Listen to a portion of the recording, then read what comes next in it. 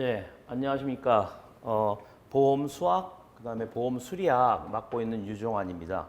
어느 정도 지금은 이제 그 시험 자체에 대비한 좀 안내를 드리려고 이제 다 아시겠지만은 1차 시험 보험 수학 안에는 이제 미적 분학하고 확률 통계, 그다음에 이제 보험 수리에서 각각 이제 20문제씩 나오게 됩니다. 그래서 여러분들이 이제 시간을 배분할 때뭐 예를 들어서 한 문제당 뭐 한 2분이면은 되겠다 뭐 이렇게 하실지 모르지만 실제 풀다 보면은 이제 굉장히 시간이 부족할 수도 있거든요. 그리고 저는 이제 보험 수학 20문제 먼저 이제 그 미적분하고 확률 통계가 나온 다음에 그 다음에 20문제가 보험 수리에 대해서 나와요.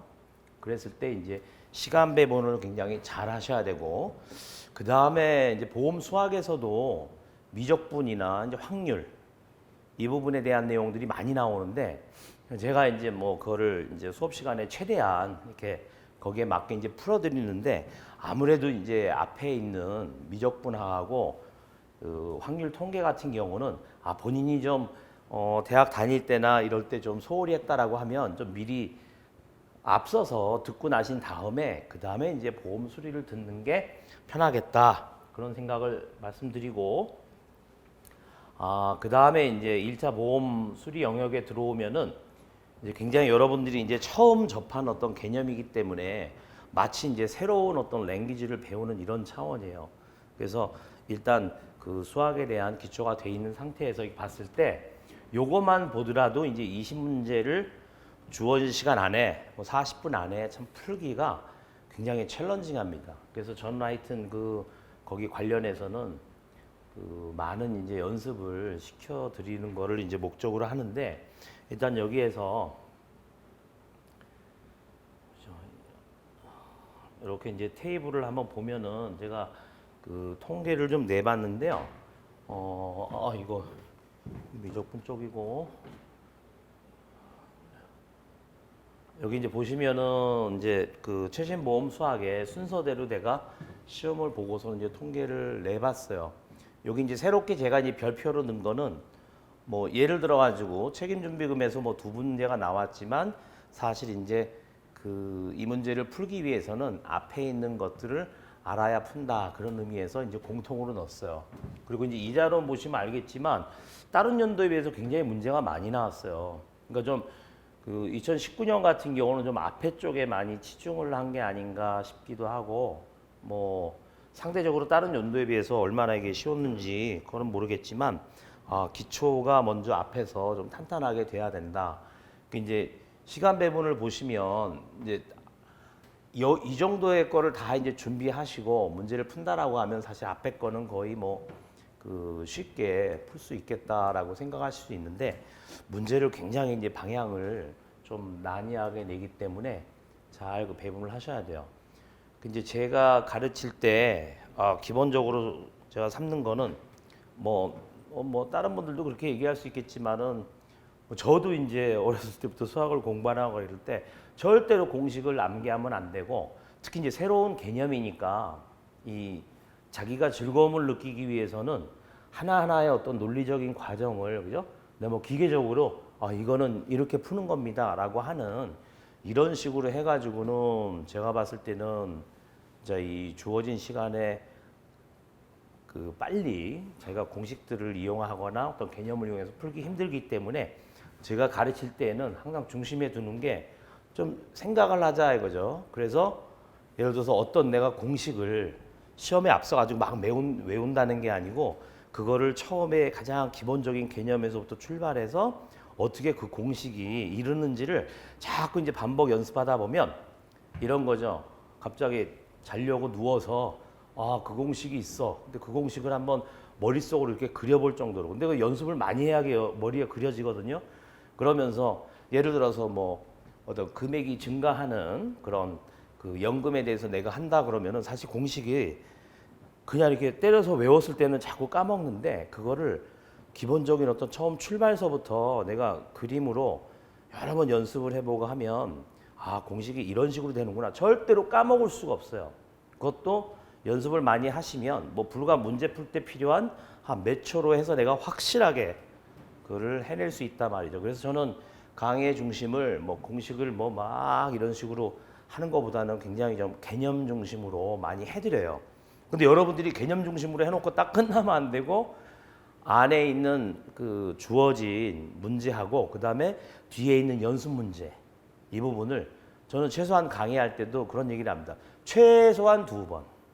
그리고 많이 풀면 많이 풀수록 예를 들어서 한 문제당 2분이 주어져 있다 그러면 1분 이내에 그걸 다 풀고 그 다음에 뭐 좀 챌린징한 문제가 있어가지고 하나 뭐 그냥 놔뒀다고 하더라도 다 이제 체크하고 그 뭐 어차피 합격은 뭐 100점이 합격되는 게 아니기 때문에 그런 차원으로 저는 강의를 많이 하고 제가 공부할 때도 이제 그렇게 했기 때문에 그런 부분들을 유념을 해 주셔야 돼요. 그리고 이제 이 자료는 약간 좀 이게 떨어져 있는 거예요, 사실. 그 외국에서 제가 배울 때는 이건 별도 과목으로 해서 뭐 파이낸스 하는 친구들도 와서 듣고 경제학 하는 친구들도 와서 듣고 하는데 뒤에 이제 생명함수나 뭐 생명연금, 순보험료, 책임준비금까지 쭉 연결될 때 그게 일단 바탕이 되긴 하고 이제 문제가 많이 나왔잖아요, 다른 데 비해서. 그리고 이제 요 생명함수부터 책임준비금 이제 2차 시험에서 이제 영업보험료 뒤에까지 쭉 가는데 이게 좀 순차적으로 쭉 연결되는 그런 느낌이 있어요. 그러니까 앞에 거를 충실히 해놔야 뒤에 것들이 이해가 되고 그 다음에 이제 2차 부분도 요 이제 표를 보시면 뒤에 이렇게 이제 그 제가 요거는 이제 주관식이긴 한데 그죠? 다른데 문제 유형을 보면 이렇게 문제가 많지는 않죠. 주관식이니까 한 문제에 뭐 한 두세 문제 조그맣게 이제 있는 경우도 있고 지금 그렇게 돼 있단 말이에요. 그래서 그래도 이제 앞에서 좀 나오고 뒤에 이제 요 다중 탈퇴라든지 뭐 이제 IFRS 17은 한 2년 전에 한 문제 나와가지고 이거 저 부분은 뭐 이제 제가 다루기는 하겠지만 한번 이렇게 계획을 짜시면 될 것 같아요. 그러니까 보험 수리, 보험 수학, 보험 수학하고 보험 수리학 그렇게 1, 2차로 형식적으로 이제 나눠져 있는데 제가 이제 수업 시간에도 이야기했듯이 나 올해는 1차만 볼 거야. 이렇게 하시는 것보다는 그죠? 좀 미리 출발해서 1, 2차를 나는 한 번에 다 할 거야라는 차원으로 한번 그 목표를 잡아보세요. 그리고 중요한 게 예를 들어서 이제 뭐 여기서 영업보험료식 책임준비금부터 이제 뒤에 아주 복잡한 걸 할 텐데 이거를 하기 위해서는 사실 앞에 것들이 바탕이 안 되면 안 되고요. 자연스럽게. 그런데 이제 제가 학생들한테 말씀드리는 게 이 뒤에 거를 들었어요, 내가. 2차 시험은 아직 좀 내가 긴가민가 하다라고 하지만 2차 시험에 대비해서 여러분이 쭉 해요. 1차만 막 나 1차만 보겠다고 1차 시험만 쭉 보는 게 아니고 2차를 하다 보면 여러분 뒤에 다 1차에서 한 거가 자연스럽게 복습이 되면서 1차 시험에 대한 대비가 되는 거예요. 예를 들어서 책임준비금만의 어떤 논리적인 구조가 있어요, 안에. 그거를 이해한다 그러면 여기에 있는 영업보험료식 책임준비금이나 해약환급금 이런 것들을 공부하면서 이 앞에 1차 시험에 되는 내용들이 자연스럽게 복습이 돼요. 그리고 예를 들어서 또 하나 연생보험 모형이 있어요. 이거는 이제 앞에 이제 생명표 생존분포에서는 한 사람만의 생존율이나 사망률이나 생존율을 다루는데 여기에 와가지고는 연생 내지는 다생 다룬단 말이에요. 그러면은 이 복잡한 연생 모형을 하다 보면은 생명표하고 생존분포에 관련된 거는 자연스럽게 복습이 되는 거예요. 그래서 제가 이제 말씀드린 게 약간 일찍 시작해서 1차만 나는 보겠다 이러지 말고 1차, 2차를 다 보겠다라는 생각을 가지고 한번 쭉 들으면 이 뒤에 거를 하면서도 앞에 했던 내용들이 다시 자연스럽게 복습이 되는 거예요. 그러면은 그거 자체가 그 1차 시험만 내가 드립다 하는 것보다는 2차 시험 하면서 앞에 것들이 자연스럽게 복습이 되기 때문에 이제 그런 차원으로 제가 하도록 그렇게 이제 그 많이 말씀들을 드립니다. 그래서 계획을 한번 그렇게 세워 보시고 실제 이제 뭐 작년에 제가 처음 이제 강의를 시작하긴 했지만 작년에 들은 학생 중에 벌써 지금 한 저한테 알려온 학생 2명은 그냥 작년에 1, 2차에 가지고 봤어요. 둘 다 봐가지고 둘 다 합격한 학생이 2명이나 있어요. 근데 그 학생들하고 이제 얘기를 해보면은 그냥 내가 1차만 딱 계획 잡고 하는 것보다는 1, 2차를 하니까 긴장도 계속 유지가 되고 그 뒤에 가니까 뭐 앞에 있는 것들은 나중에 되면 어떻게 돼요? 거저먹기로 복습이 되는 거예요. 그러니까 거저먹기라는 표현이 그렇지만 다시 복습이 되니까 여러분 이런 게 있어요. 조금 어려운데 응용된 거를 하면 기초가 되는 것들은 나중에는 되게 쉬워져요. 처음에 할 때는 어렵다고 생각이 들지만 이걸 하다 보면은 앞에 거 이렇게 쉬운 거를 내가 고민했나? 그게 이제 공부량이 쌓여 나가는 거고 제가 강의하는 특징은 이런 거죠. 그냥 뭐 기계적으로 그냥 딱 공식 보고 쭉 적어주는 형태의 거가 아니고 조금 생각을 하게 항상 해드려요. 물론 이제 연습 문제를 풀고 뭐 하는 거는 제가 이제 다 풀어주진 않지만 그런 거는 이제 본인이 많이 아까 말씀드린 것처럼 해야 돼요. 그래서 이 문제는 나는 다 이해가 돼, 알고 있어 라고 하더라도 어떻게 해요?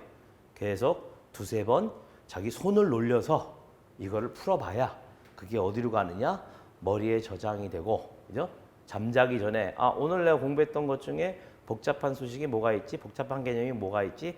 라고 하면서 머릿속에서 이렇게 쫙 그게 드라이브 될 수 있도록 그 정도로까지 하셔야 되고 제 강의는 하여튼 그런 식으로 좀 장기적인 관점에서 물론 이제 시험 합격도 하시는 내가 요령을 말씀드렸지만은 이제 이게 끝이 아니잖아요. 그죠?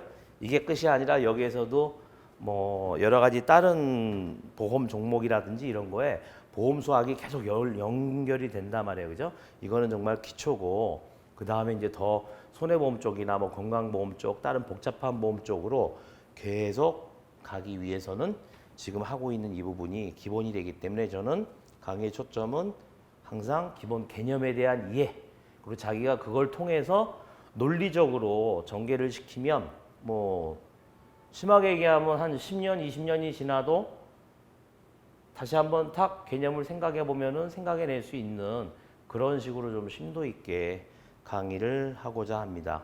뭐 특히 이제 여기 IFRS 17 관련돼서는 외국의 기준이고 되게 어려운데 문제 자체는 약간 좀 간단하게 나오지만 저는 저거를 지금 뭐 그 실무적으로 연구를 하고 있기 때문에 만약에 저런 문제가 좀 이렇게 약간 틀어져서 어렵게 나온다고 하더라도 쉽게 정리될 수 있도록 그렇게 해드리겠습니다. 그래서 아무쪼록 하여튼 저희 강의를 많이 들어주시고 하여튼 합격만이 아니고 내가 이 직업에 들어와서 계속 하는 데 있어서 도움이 되도록 그런 어떤 로지컬한 논리적인 어떤 전개 과정 요 안에서 보험 수학 안에서의 논리적인 전개 과정 이런 부분들을 제가 아주 브레인에 딱 새겨드리겠습니다. 네. 여기까지 마치겠습니다. 감사합니다.